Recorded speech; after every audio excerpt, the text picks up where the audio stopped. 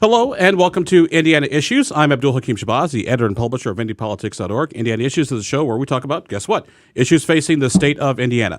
And today we've got our panel of political experts with us, Libertarian Mark Rutherford. Mark, thank you very much for joining us today. Thank you. Democrat Kip Tew. Kip, thanks for joining us. Nice beard, by the way. Thank you. And, of course, our good friend Republican Kyle Walker, former chairman of the Marion County Republican Party. Kyle, thanks for joining us. Glad to be here. Well, gentlemen, we've got a lot of stuff to get to today. Indiana lawmakers are back, sort of, wrapping up week 2 as we record this program. Big issue is, of course, the issue of teacher pay. And while there may be new dollars in the state budget, they're not necessarily new money. Governor Holcomb's budget takes teacher. Thank you. It took me all night to sit there and write that one. Governor Holcomb making some changes to the teacher appreciation grants, so tax credits, but also about $30 to $40 million over the next couple of years for teacher pay, saying that's just sort of the start of the conversation. And House Republicans want to put a proposal together that would direct, I use air quotes here, direct 85% of operational funds into the classroom. Kyle, let's start with you. Are we in a good starting place? Yeah, I think so. I mean, what this change does is it increases the amount available in that tuition support line, where the school districts can then utilize that as a way to increase the base pay.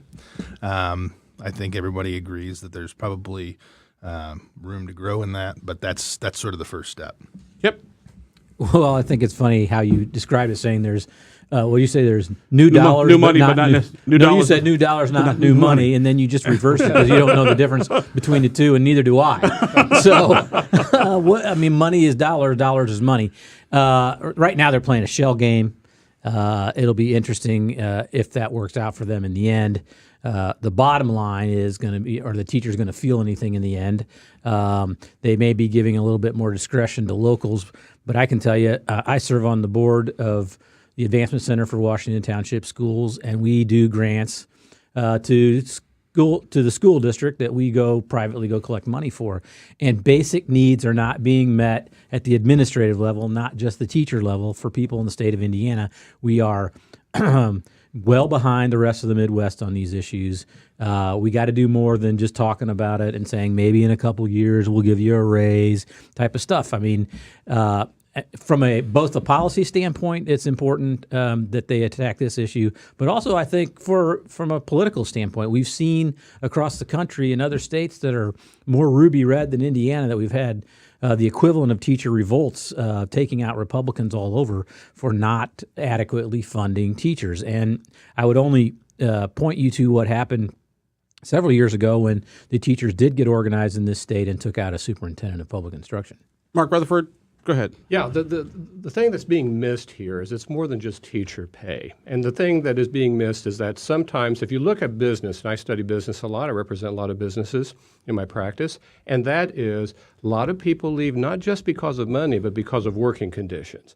And what really needs to be done is there needs to be a deep look into it. And I talked to a lot of teachers, a lot of people who left, and they fail to acknowledge they don't like being micromanaged by administrators. They don't like the working conditions. They don't like to have not enough materials to be able to teach. Those are things that need to be looked at as well. If you want to keep teachers around, not only do you have to make sure they're being adequately compensated, but you have to make sure they're getting support and they're allowed to teach in the classroom without too much interference from the administration and from the state legislature, from the General Assembly. But on the issue of teacher pay, gentlemen, and this is the one thing I'm still just trying to get my arms around. I mean, teacher salaries, I thought, were dictated by the school board, in conjunction with the union contracts that they negotiate from the folks across the table. And so, how much you want to spend on teacher pay, I mean, shouldn't that be left up, to the school district? Because there's nothing in any plan right now that says the pay must go, directly to teachers. Yeah, I mean, I think that's a good point. And I mean, that's why increasing the amount that's in the tuition support line within the state budget is important. It allows more funds to be available by the locals. One other thing I would note that Governor Holcomb supports is an increase in the tax credits from $100 to $500 for supplies that teachers might buy in the course of doing their job. But I think it's a local issue. I think, and so largely when we talk about teacher pay, we're talking about decisions that each of these local school boards are making. On their well, I want to get your thought here because let's you said you do work for a foundation that helps raise money for Washington Township schools. When we get to the issue of teacher pay. I know there's always that back and forth that school districts don't want the state to micromanage everything. But when we get into this issue of teacher pay, are we sort of asking for micromanagement to come down from 200 West Washington Street? No, they're asking for more money, not more micromanagement. They're asking for more money. They only have so big a pot. You guys are kind of moving the ball around yourselves a little bit here. The fact of the matter is, yeah, the locals want more autonomy, but they also need more money. If you have a small pot from which to say, okay, we're going to give teachers this much, administration this much, transportation this much, capital expenses this much, you only got so much. They need more money. You guys are kind of conflating it all and saying, well, there's a lot of fat and waste, and I'm saying there's very little fat and waste in many of the school districts. Now, if you want to talk about consolidation, those type of things, sure, there's some things that you can talk about there. But the fact of the matter is, in the Midwest, we're about the lowest paid when it comes to teachers, and that's not a local problem. That's a state problem, because you look at it globally in each state, we pay lower, and it's because we don't do enough at the state level. Mark, let me get you in here because Skip brought up what I call the C word that freaks everybody out, which is consolidation. I mean, there are a lot of school districts here in the state of Indiana. I mean, when I graduated from high school in the mid-'80s in Chicago, we had 2,000 kids in my high school. There are school districts in Indiana that don't have those many kids. So should we look at consolidation, not at maybe the classroom level, but at least the administrative level, and free up some of those dollars, maybe use that and redirect toward paying teachers more? Well, I think we should look at that from the standpoint of regionalization is the word I prefer to use, because there's some things you might be able to do better regional. But I think it's very important. And Abdul, I think you know that I'm still mad about the consolidations of the 40s, 50s, and 60s. I think it hurt a lot of local communities. And instead of doing things like maybe science centers where lots of school districts could use and have a day to do it every once a week or something, they instead took away what made communities strong. And a school does do that. So regionalization might work, though. There's a lot of state agencies that are looking at that where they don't want to take away people's control or their pride in something, but that maybe counties, the counties were set when 20 miles either direction was a long way to travel in a day. Now it's not. Maybe we should be looking at having some of the counties work together and school districts work together to make it a little stronger, spend a little less money, but get more result from it. You're watching Indiana Issues, a public affairs program where we talk about the issues facing the great Hoosier state. Our guests today are Libertarian Mark Rutherford, Democrat Kip Tew, and Republican Kyle Walker. Talk about issues in the Indiana General Assembly. One issue, gentlemen, is, of course, going to be the issue of hate crimes. Hate crimes advocates showed up at the Statehouse this week to push for hate crimes legislation, enhanced sentences. Let's be clear, they're not advocates of hate crimes. Yes. Of anti-hate crime statute. Yes. There we go. Those were the guys with the white sheets who showed up. It's like, well, somebody forgot to do their laundry around here. Enhanced sentence for crimes motivated in part by race, gender, sexual orientation, gender identity, police, military, and a few other things. Kip, let me start with you. We got Republicans and Democrats supporting this. Are there enough for this to pass, do you think? Well, if you talk to the folks who are coordinating the effort on this, they say if the Speaker and the President pro tem allow this vote to go to each floor, on the House side, they got 60 to 70 votes, they believe, and in the Senate side, it passes fairly easily. In fact, I think it's passed in the Senate in years past. But, the devil, of course, is in the details, and I took it as a pretty interesting note this week that the bill that was offered by probably the place where it's going to be discussed the most in Sturwald's committee and his bill. And Rex Sturwald, just so people know, is the chairman of the committee that would oversee. I think I just said that, but maybe I didn't say it very well. Yeah. There are no classifications in there, and his justification for that, which was interesting, was that we don't want to leave anybody out, and if we do it this way, we won't leave anybody out. And I think the advocates are saying at this point, well, what he's really trying to do there is avoid a political fight inside the caucus over gender identity. Because that's where the things have broken down in the last couple of years, and I think he is trying to avoid that fight by not putting it in there and leaving it up to the individual judges. That's, I think, where things are going to end up with, where the debate ends up is whether they're enumerated or whether they're not enumerated, and if they are enumerated, is gender identity going to be in there? And I think Republicans have to be careful about this, that we don't fall into the RFRA problem all over again, and so it's going to be a sticky wicket. Kyle, does the fact that at least on the House side of things, you've got basically two Republicans offering up two different versions of hate crimes legislation. Like we said, Representative Tony Cook of rural Hamilton County with sort of an enumerated list. Greg Sturwald of Avon with sort of a blanket nondescript list. What does that tell you? Have Republicans changed since the old days of RFRA? Well, I think that there is definitely, as Kip said, the devil's in the details. There's definitely an interest, I think, by a majority of Republicans to pass some sort of hate crimes legislation. Certainly, the governor has shown his support for that. And where it gets tough is if you don't enumerate any particular group, you run into issues. I think Georgia just had their law overturned because it was too vague and not specific enough. You get too specific, and then you do risk alienating particular groups or creating an environment where it makes it impossible to get something passed. So that is the challenge, and we're early on in this. I think the fact that we're having the discussion early and that there are so many folks that are interested in this probably gives supporters of this kind of legislation some hope that maybe this will be the year that it gets done. Mark, one of the criticisms of hate crimes legislation has always been sort of it punishes thought. Now, I remember Crim Law 101 where they said, for a lot of crimes you need that sort of intent element to do it. So in a way, does that thought crime argument really work when you look at the fact that for most crimes, you got to have intent in order for it to be a crime in the first place? Right. There's always thought with intent, as we know as lawyers, on that's a part of it. You can't get away from that. The concern of a lot of people, though, is that it really comes to more of the freedom of speech issues, in my opinion, when it comes to saying something that is just awful. I would consider awful, but still, hey, I just tolerate it because now I know this person's a jerk and I don't want to do anything with them. Well, thanks for coming back on the show anyway. Yes, okay. So that's the issue. But I'd like to say about it is one of the concerns of a lot of people is that when you start identifying groups as it's a different crime, that could be a slippery road, and that's the concern. But I understand the legislator's concern. I think there's feeling that when there is hate in the intent towards different groups, are the criminals being adequately dealt with, and how else do they communicate to the judiciary? But either do a sentencing enhancement. In the old days, they used to say these things should be considered as possible enhancements on the sentence. And to me, I'm more satisfied with that than I am by just saying if you're a part of this group, it's now a different type of felony or a different type of misdemeanor. That's the issue that's out there. Yep. I think the thing that's getting lost in it, or that the opponents of this want to get lost in this when they say it's a freedom of speech issue, is there has to be an underlying crime that attaches to the hate crime. So, I mean, they have to destroy property, they have to assault someone. You're allowed to say whatever you want, and the First Amendment will, I mean, I can say I can't stand that guy because he's a German. I don't know what you are, but I just... You just can't stand me.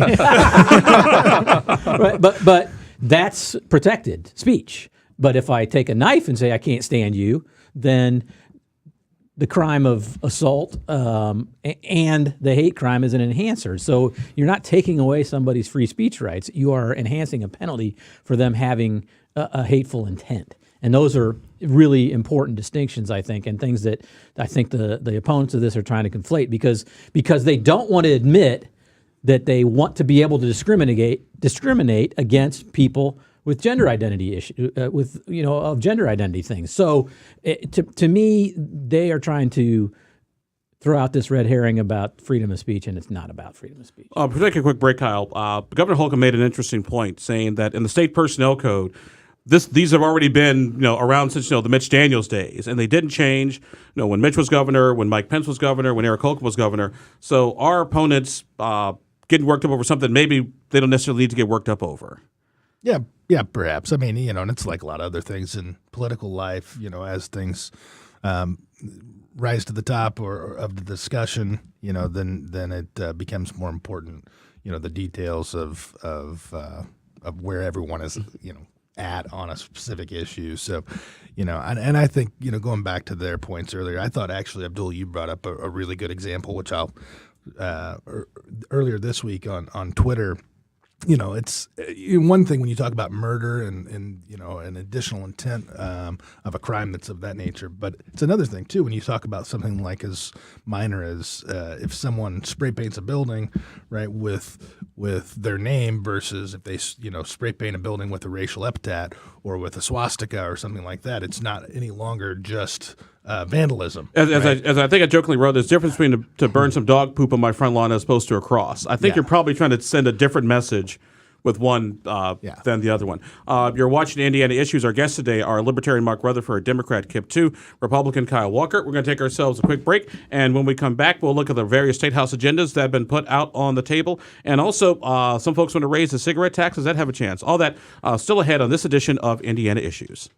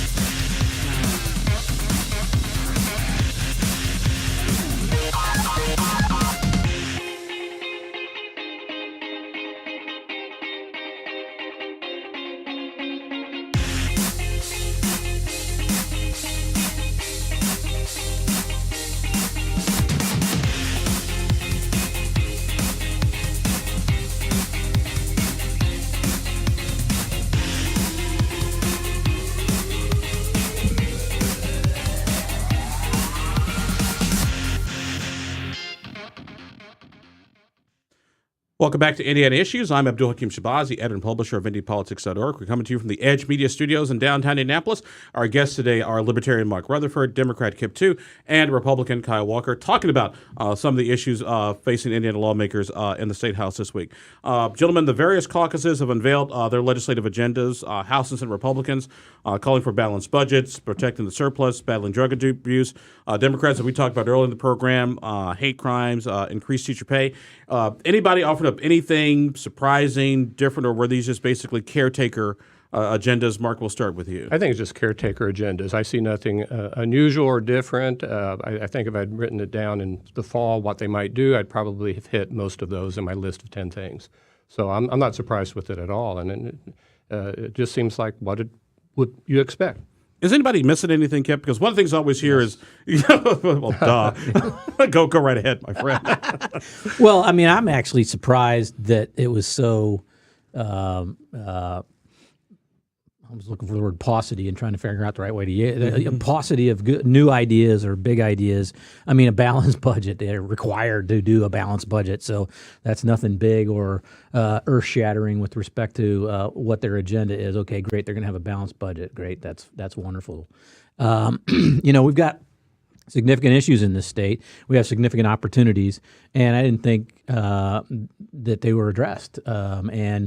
I think people are being overly cautious. I think they don't know what the 2020 is going to look like, and so and we have a national political environment that is topsy-turvy, and so I think people are afraid to be bold and to channel my inner Matt Tully. But I guess the question is, when you back in the old days of budget crises and shortfalls.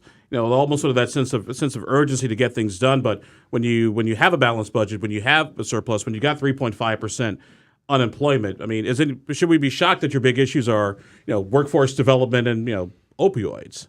No, I mean, this is a result of solid Republican leadership over the last 2 decades at least, and I think.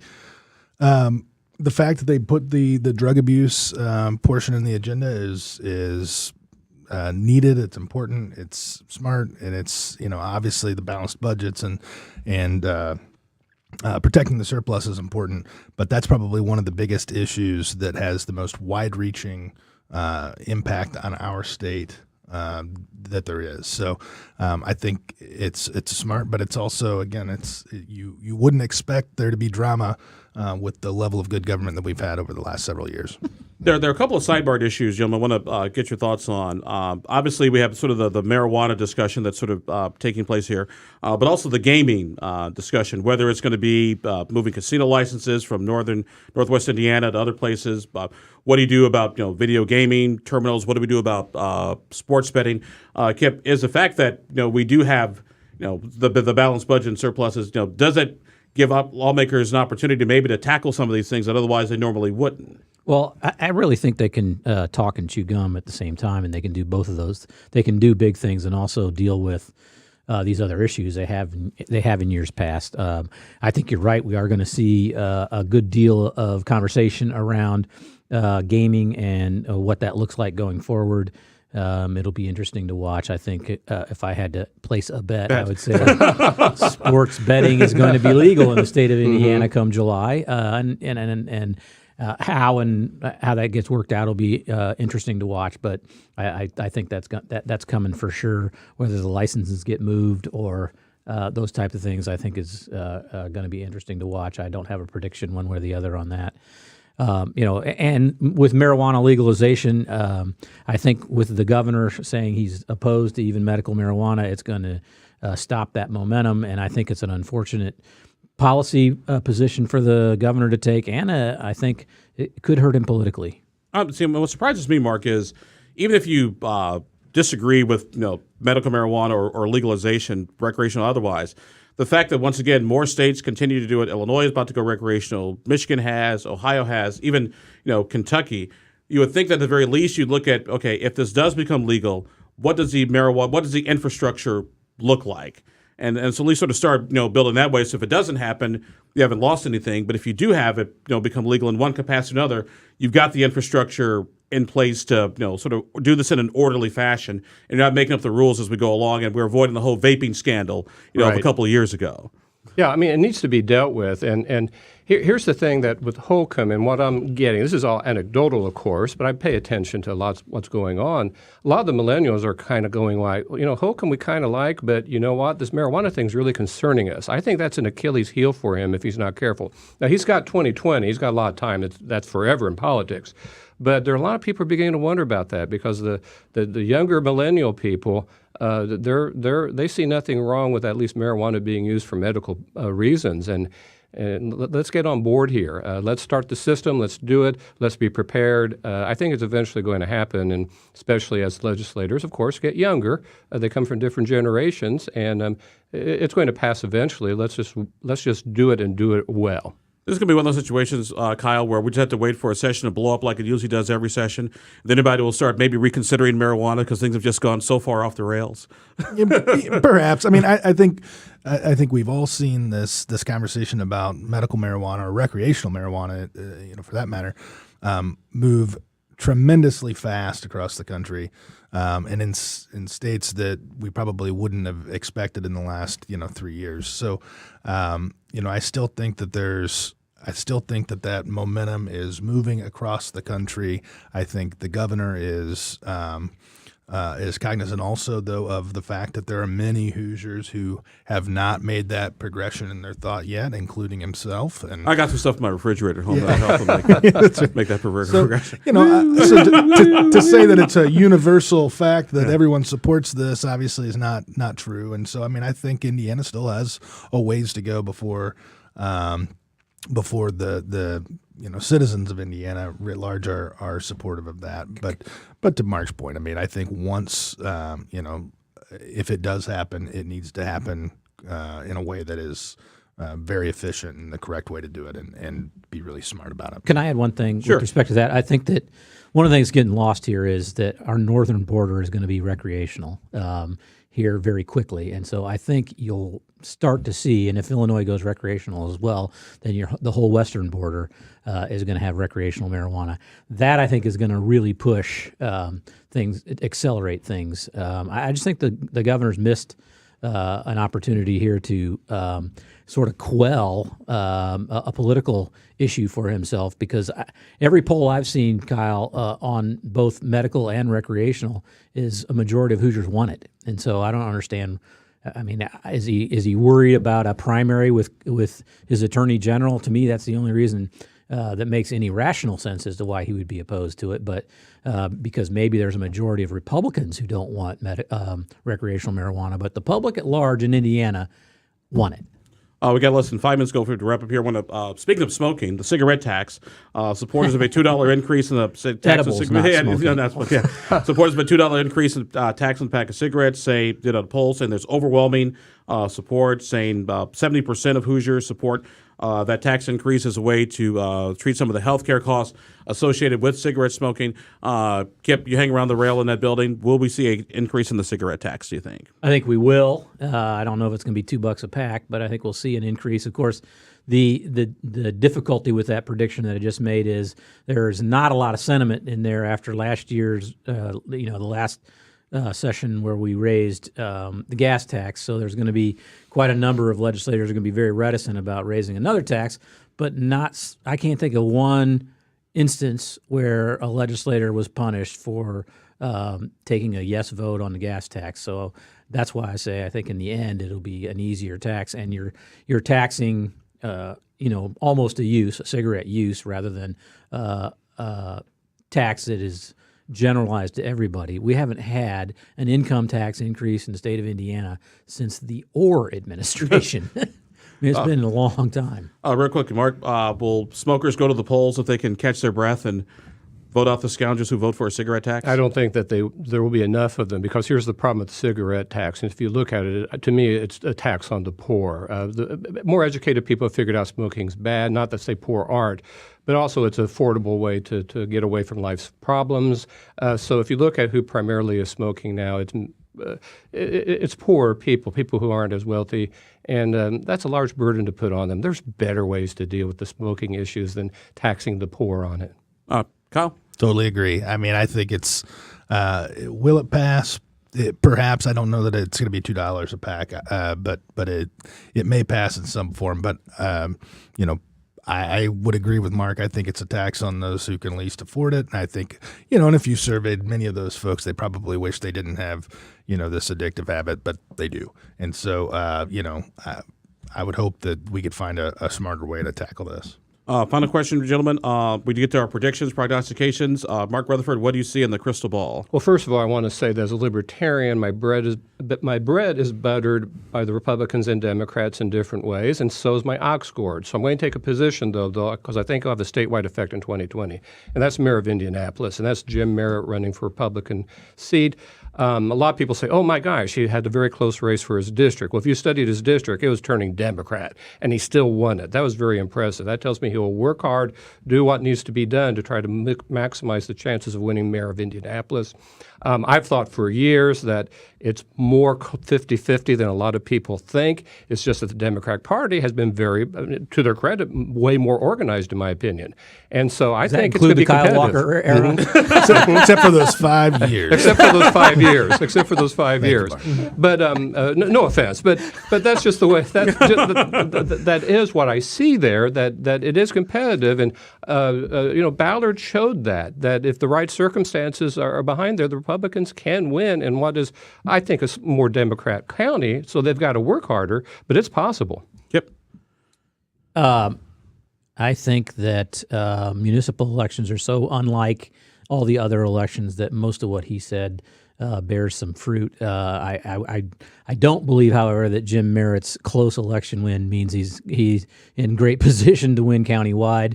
The precincts that were in his Senate district in Indianapolis are also the precincts that will be in his mayoral district, and he's going to have a tough road to hoe to beat the incumbent. Incumbent's always hard to beat, number one. Number two, Hogsett's done a very good job of raising money. Number three, this is a Democratic county now. The question is who comes out in municipal elections. I know firsthand that the turnout model is not the same as it is in a congressional or presidential election. Kyle? I think that it could be a very competitive race. Obviously, Jim Merritt is going to be the underdog, both from a fundraising and from just a baseline vote perspective. But in municipal races, the folks that vote pay attention. They pay attention to those local issues like crime, which has been really out of control under Hogsett, which was his most important issue. We're following up another record year of homicides in the city, and then the basics like potholes, which are as bad as they've ever been, and is being repaired at a slower pace, it seems, than they've ever been repaired. So I think there are lots of little issues and large issues that municipal voters care about that will give Jim Merritt the advantage moving forward. And I think the other important part of this is that I think the media locally largely has been just sort of silent about any kind of criticism with Mayor Hogsett.